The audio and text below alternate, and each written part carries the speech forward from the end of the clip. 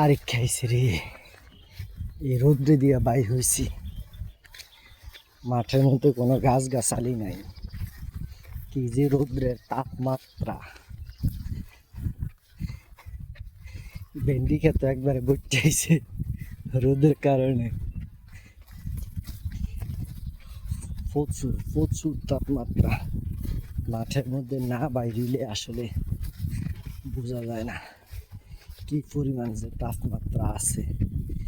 এর মধ্যে মনে হয় ঘাস মারা ওষুধ দিছিল, এই কারণে গাছটি মরিয়া।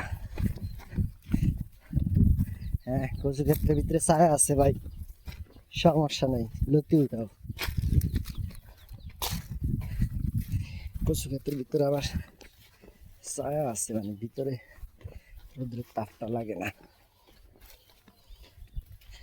এই কারণে ভিতরটা ভালো।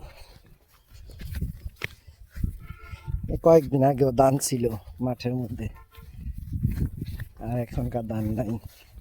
ওই মাঝে মধ্যে শুধু কচু ক্ষেত দেখা যায়, মানে কচুর লতি কয়েকটা ক্ষেত পর পর।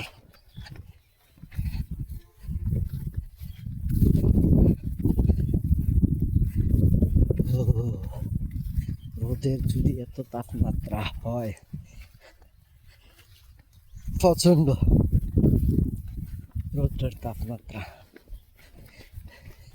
এদিক দিয়ে আসার কারণ হচ্ছে এটাই যে এদিক দিয়ে আসলে মাঝখান দিয়ে একটু তাড়াতাড়ি আসা যায়, আর বাজার দিয়ে ঘুরে গেলে অনেকখানি সময় লাগে, আবার অটো ভাড়াও লাগে 20 টাকার মতন।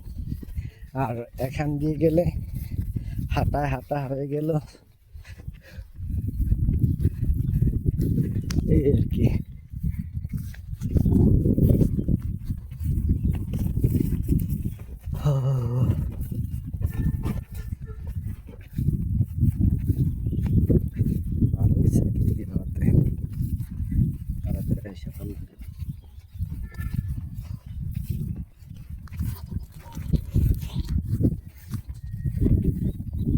সাইকেল লয়ে তো যাইতেন পারতেন এটা দিয়া।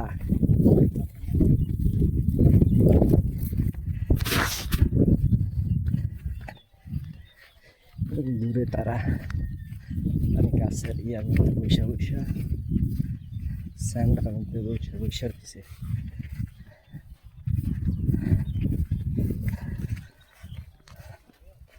সামনে আবার ধানও জায়গা রাখছে জমিতে। আমার মতো এখন যেহেতু ধানগুলো শুকিয়ে গেছে, খোলগুলো শুকিয়ে গেছে, এগুলো নিয়ে যাওয়া দরকার, থাকলে সমস্যা।